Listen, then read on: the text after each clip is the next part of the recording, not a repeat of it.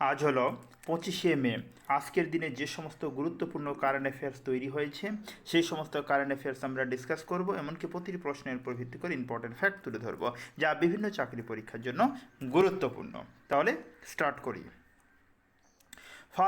প্রথম প্রশ্ন, প্রথম প্রশ্নে কী লেখা আছে? ভারতের ইতিহাসে 100 মিটার রেসে দ্রুততম স্প্রিন্টার কে হয়েছেন? এটির উত্তর হবে অপশন বি, গুরিন্দর বীর সিং। 100 মিটার দৌড়ে তিনি কিন্তু ভারত ইতিহাসে স্প্রিন্টার হিসাবে পরিচিত হয়েছেন গুরিন্দর বীর সিং। গুরুত্বপূর্ণ হলো তথ্য, তিনি রাঁচিতে অনুষ্ঠিত 29তম ন্যাশনাল সিনিয়র ফেডারেশন কাপে এই রেকর্ড করেছেন। তিনি মাত্র 10.09 সেকেন্ডে 100 মিটার স্পিড সম্পন্ন করেছেন।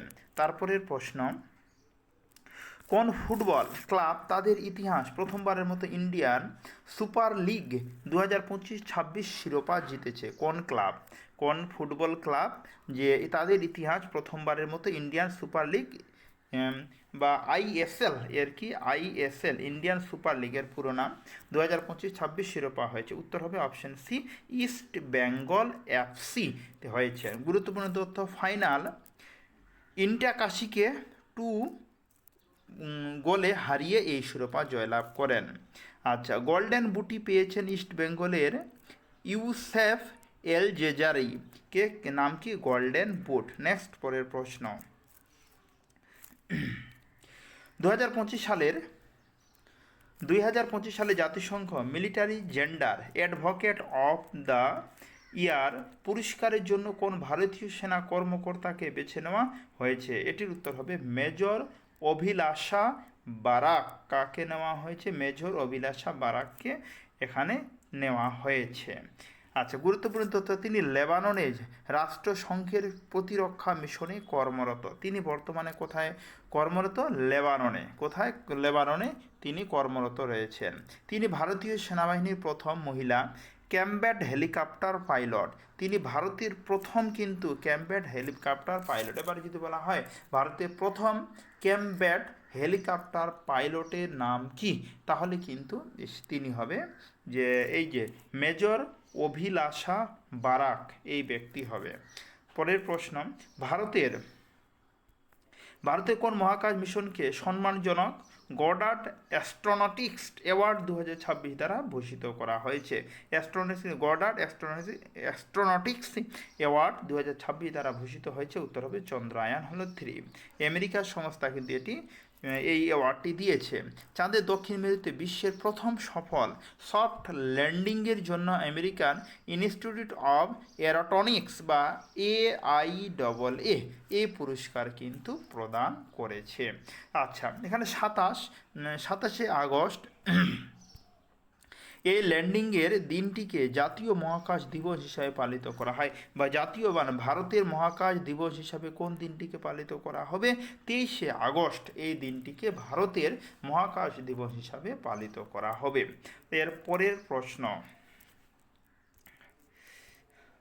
কোন ভারতীয় বংশোদ্ভূত বিজ্ঞানীকে দক্ষিণ আফ্রিকার সর্বোচ্চ বেসামরিক সম্মান অর্ডার অফ মাসুঙ্গুবওয়ে প্রদান করা হয়েছে? কোন ভারতীয় বেসামরিক বর্ডার অফ মাপুঙ্গুবওয়ে এই প্রদান করা হয়েছে, এই অর্ডার প্রদান করা হয়েছে? কি উত্তর হবে option A, professor Salim Abdul Karim ও প্রফেসর কীর্তন ধে এই দুইজন ব্যক্তিকে এই অর্ডার দেওয়া হয়েছে।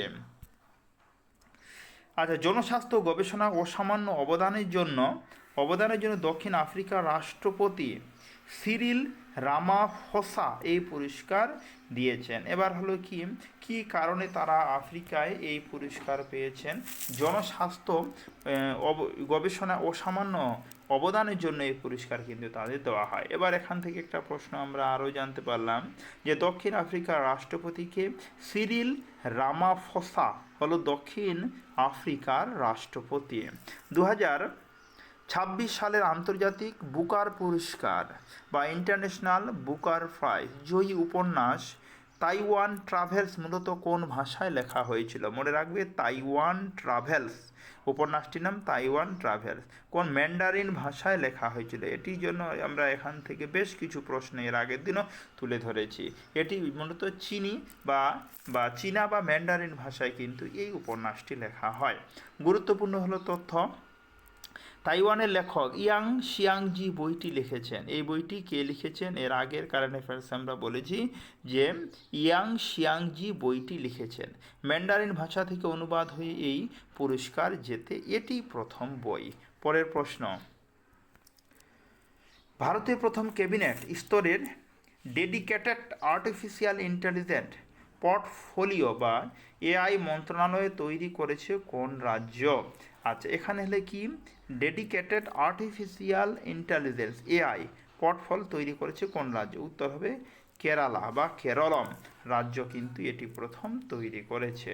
প্রযুক্তির প্রসারে কেরালা দেশের প্রথম ডিজিটাল ব্যাংকিং রাজ্য।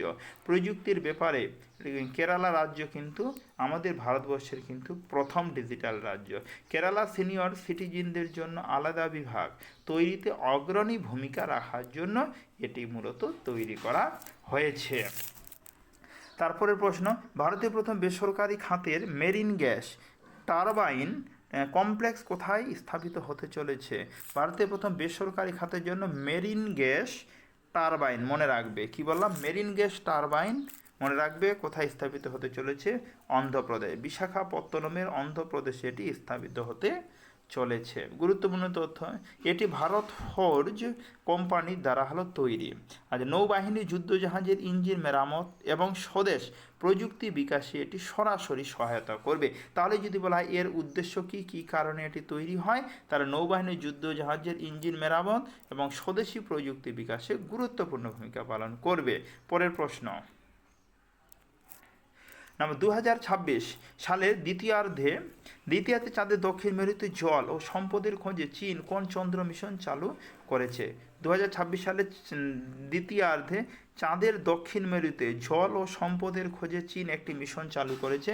মিশনটির নাম হলো চাঙ্গাই-7। মিশনটির নাম কি বললাম? চাঙ্গাই-7। আচ্ছা, এই প্রথম লক্ষ্য দক্ষিণ মেরুর দিকে অন্ধকার অঞ্চলে বরফ অনুসন্ধান করা।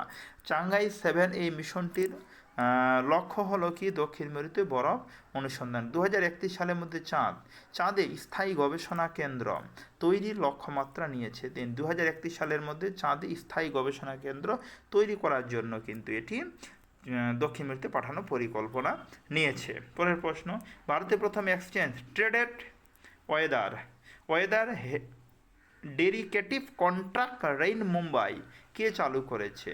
এখানে রেইন মুম্বাই কথাটা যেন মনে থাকে, রেইন মুম্বাই কে চালু করেছে? উত্তর হবে NCDEX চালু করেছে। আচ্ছা, এটার পুরো নাম NCDEX মনে রাখবে পুরো নাম, যে national commodities and derivatives exchange এটি চালু করা হয়েছে মুম্বাই। আশেপাশে এলাকায় অতিরিক্ত বৃষ্টি বা অনাবৃষ্টির কারণে আর্থিক ক্ষতি বা ঝুঁকি কমানোই কিন্তু এর মূল উদ্দেশ্য। এটি মূল উদ্দেশ্য কি? বৃষ্টির কারণে আশেপাশে এলাকায় অনাবৃষ্টির কারণে ক্ষতি বা ঝুঁকি কমানোই এর কিন্তু মূল লক্ষ্য। পরের প্রশ্ন, নাম্বার 11, প্রবীণ নাগরিকদের সহায়তার জন্য কোন কেন্দ্রীয় সরকার জীবন অ্যাপ বা সত্যায়ু ড্যাশবোর্ড লঞ্চ করেছে? জীবন অ্যাপ বা সত্যায়ু ড্যাশবোর্ড লঞ্চ করেছে। উত্তর হবে সামাজিক ন্যায় ও ক্ষমতায় মন্ত্রক। কে লঞ্চ করেছে? এটা সামাজিক ন্যায় ও ক্ষমতার মন্ত্রক লঞ্চ করেছে।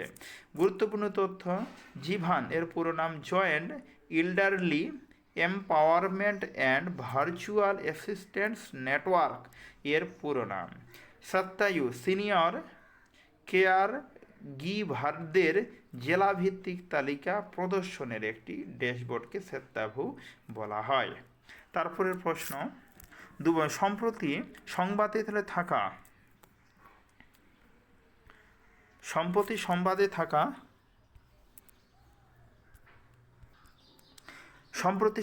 থাকা বোমকাই বয়ন শিল্প, বোমকাই বয়ন শিল্প, লাইনটি মনে রাখবে, বোমকাই বয়ন শিল্প ভারতের কোন রাজ্যের সাথে সম্পর্কিত? উত্তর হবে উড়িষ্যা রাজ্যের সঙ্গে এটি কিন্তু সম্পর্কিত। গুরুত্বপূর্ণ তথ্য, এটি উড়িষ্যার গঞ্জাম জেলায় একটি ঐতিহ্যবাহী সুতির শাড়ি। এটি প্রকৃতপক্ষ কি, যে বোমকাই ওয়েভিং, এটি একটি ঐতিহ্যবাহী শাড়ি কোথাকার, উড়িষ্যা জেলার। জিআই জিওগ্রাফিক্যাল ইন্ডিকেটর ট্র্যাশ প্রাপ্ত রাজ্য সরকার এই প্রাচীন শিল্পটি পুনরুজ্জীবনের উদ্যোগ নিয়েছে। পরের প্রশ্ন নাম্বার 13, ভারতের হলো কি রিজার্ভ ব্যাংক বা আরবিআই 2025-26 অর্থ বছরের জন্য কেন্দ্র সরকারকে কত টাকার রেকর্ড লভ্যাংশ দেওয়ার অনুমোদন দিয়েছে? এটির উত্তর হবে 2.87 লক্ষ কোটি টাকার দিয়েছে, আরবিআই দিয়েছে। গুরুত্বপূর্ণ তথ্য, এটি আরবিআই এর ওই ইতিহাসে সরকারকে দেওয়া সর্বোচ্চ লভ্যাংশ, এটি কিন্তু সরকারকে দেওয়া সর্বোচ্চ কিন্তু লভ্যাংশ। গত বছরের তুলনায় এই পরিমাণ 6.7% বেশি। কন্টিনজেন্সি রিস্ক বাফার রাখা হয়েছে 6.5%। তারপরের প্রশ্ন, ব্যাংকিং সেক্টরের উপর লেখা better never stop, better never stop নামক বইটি কার আত্মজীবনীকে প্রকাশ গ্রন্থ? উত্তর হবে শ্যাম শ্রীনিবাস। তাহলে এখানে কি বেটার নেভার স্টপ বইটি কার আত্মজীবনী? শ্যাম শ্রীনিবাসের আত্মজীবনী। গুরুত্বপূর্ণ হলো তথ্য, শ্যাম শ্রীনিবাস দীর্ঘ 14 বছর ভারতের ফেডারেল ব্যাংকের সিও ছিলেন। তাহলে তিনি কে ছিলেন? ভারতের ফেডারেল ব্যাংকের সিও হিসাবে কিন্তু ছিলেন। মোট কত বছর? 14 বছর ছিলেন। এই বইটিতে তার দীর্ঘ 30 বছরের ব্যাংকিং এবং লিডারশিপ অভিজ্ঞতার কথা তিনি এখানে তুলে ধরেছেন, ব্যাংকিংয়ের কথা এখানে তুলে ধরেছেন। পরের প্রশ্ন, 2026-30 মেয়াদের জন্য সর্বসম্মতিক্রমে কমনওয়েলথ চেক অ্যাসোসিয়েশন এর সভাপতি কে নির্বাচিত হয়েছেন? 2026 থেকে 30 সাল অবধি কমনওয়েলথ চেক অ্যাসোসিয়েশনের সভাপতি হিসাবে কে নিযুক্ত হয়েছে? ভরত সিং চৌহান নিযুক্ত হয়েছেন। শ্রীলঙ্কায় অনুষ্ঠিত বার্ষিক সাধারণ সভায় তাকে নির্বাচিত করা হয়। এই সংস্থা কমনওয়েলথভুক্ত দেশগুলিতে দাবার প্রসারে কাজ করে। তারপরের প্রশ্ন, কোন ভারতীয়কে যুক্তরাষ্ট্রের মর্যাদাপূর্ণ বৈজ্ঞানিক একাডেমি রয়্যাল সোসাইটি ফেলো হিসাবে নির্বাচিত করা হয়েছে? রয়্যাল সোসাইটি ফেলো হিসাবে নির্বাচিত করা হয়েছে কোন ভারতীয় বিজ্ঞানীকে? উত্তর হবে option B, professor Manindra Agarwal. কাকে নির্ধারণ করা হয়েছে? প্রফেসর মনীন্দ্র আগরওয়ালকে নির্ধারণ করা হয়েছে। তিনি আইআইটি কানপুর এর ডিরেক্টর। বিজ্ঞান ও গণিতে তার অসামান্য অবদানের জন্য 1660 সালে প্রতিষ্ঠিত এই বিরল সম্মান প্রদান করা। এই সম্মানটি কবে থেকে স্থাপিত হয়? 1660 সালে। কোন সম্মানটি? রয়্যাল সোসাইটি ফেলো তাকে কিন্তু প্রদান করা হয়। পরের প্রশ্ন, সম্প্রতি উৎখননে ভারতের কোন রাজ্যের হাজারিবাগ জেলায় মহানে নদী উপত্যকার কাছে প্রায় 3200 বছর প্রাচীন ঐতিহ্যবাহী জনবসতি ধ্বংসাবশেষ পাওয়া গেছে? উত্তর হবে কোথায়? ঝাড়খণ্ড। এর আগের দিনেও কিন্তু আমরা এই প্রশ্নটি আলোচনা করেছিলাম। গুরুত্বপূর্ণ হলো কি তথ্য, যে গ্রাউন্ড পেনিটেন্টিং রাডার বা জিপিআর প্রযুক্তি ব্যবহার করে মাটির নিচে 100 ফুট বেশি লম্বা কাঠামোয় খোঁজ মিলেছে। কত ফুট? 100 ফুট মাটির নিচে কিন্তু খোঁজ মিলেছে। কিভাবে খোঁজ পাওয়া গেছে যদি বলা হয়, তাহলে জিপিআর বা গ্রাউন্ড পেনিট্রেনিং রাডারের মাধ্যমে। নির্দেশন, এখানে প্রাচীন আমলে চকচকে কালো মাটির পাত্র পাওয়া গেছে। গৌতম বুদ্ধ, তারা, মরীচি, অবলা, চিকেতেশ্বর ও অন্যান্য হিন্দু দেবতার প্রাচীন মূর্তিও কিন্তু এখানে পাওয়া গেছে। পরের প্রশ্ন নাম্বার 18, বিশ্ব কচ্ছপ দিবস প্রতি বছর কবে পালিত হয়? 23শে মে। আমরা আলোচনা করেছিলাম বিশ্ব কচ্ছপ দিবস বা ওয়ার্ল্ড টার্টেল ডে কবে? 23শে মে। গুরুত্বপূর্ণ তথ্য, আমেরিকান টর্টয়েজ রেস্কিউ আমেরিকান টর্টয়েজ রেস্কিউ বা এটিআর সংস্থার উদ্যোগে 2000 সাল থেকে এই দিনটি পালিত হয়। কবে? 2000 সাল থেকে। কচ্ছপ তাদের বাসস্থান রক্ষার সচেতনতা বাড়ায় এর প্রধান উদ্যোগ। তারপরে প্রশ্ন, লাস্ট প্রশ্ন, যে রাজ্যসভার কমিটি অফ পিটিশনস এর চেয়ারম্যান হিসাবে কাকে নিযুক্ত করা হয়েছে? কমিটি অফ পিটিশনস এর চেয়ারম্যান রাঘব চাড্ডাকে নিয়োগ করা হয়েছে। রিপিট করছি, রাজ্যসভার কমিটি অন পিটিশন এর চেয়ারম্যান হিসাবে কাকে নিযুক্ত করা হয়েছে? রাঘব চাড্ডা। রাজ্যসভার চেয়ারম্যান ও উপরাষ্ট্রপতি সি রাধাকৃষ্ণান কে উপরাষ্ট্রপতির নাম কি? আর রাষ্ট্রপতি আমরা যে দ্রৌপদী মুর্মু, আর উপরাষ্ট্রপতি আমরা জেনে নিলাম সি রাধাকৃষ্ণান তাকে এই দায়িত্ব দিয়েছেন, সি রাধাকৃষ্ণান। এই 10 সদস্যের কমিটি সাধারণ জনগণের পাঠানো আবেদন অভিযোগগুলি পুঙ্খানুপুঙ্খভাবে খতিয়ে দেখবে। তাহলে এই ছিল আজকের একদম লেটেস্ট আপডেট বাছাই করা কারেন্ট অ্যাফেয়ার্স যা তুলে ধরলাম। নতুন হয়ে থাকলে চ্যানেলটিকে সাবস্ক্রাইব করতে ভুলো না প্রতিদিনের লেটেস্ট আপডেট কারেন্ট অ্যাফেয়ার্স পাওয়ার জন্য। আজকে অবধি কথা হচ্ছে এর পরের ভিডিওতে। ধন্যবাদ।